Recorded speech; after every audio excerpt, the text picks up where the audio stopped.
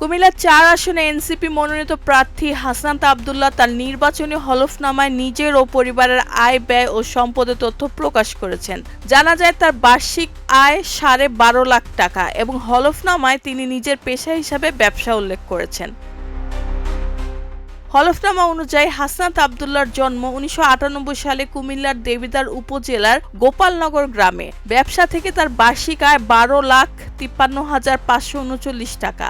Share, bond বা সঞ্চয়পত্র সহ অন্য কোনো খাতে তার কোনো আয় নেই। ২০২৫-২৬ অর্থ বছরে তিনি ১,০৫,৫৩১ টাকা আয়কর দিয়েছেন।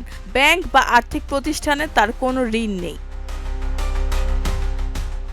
সম্পদের বিবরণীতে দেখা যায় তার হাতে নগদ রয়েছে ১৩.৫ লাখ এবং ব্যাংকের দুটি হিসাবে জমা আছে ৩,০৩,০০০ টাকা।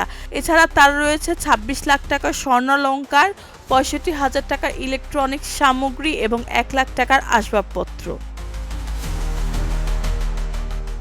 হলফনামায় আরও উল্লেখ করা হয়েছে তার কোনো কৃষি জমি বা অকৃষি জমি, বাড়ি বা অন্যান্য স্থাবর সম্পদ নেই। তার স্ত্রী পেশায় গৃহিণী এবং তার নিজস্ব কোনো সম্পদ নেই। হাসনাত আব্দুল্লাহ সব মিলিয়ে বর্তমানে ৫০ লক্ষ টাকার সম্পদের মালিক।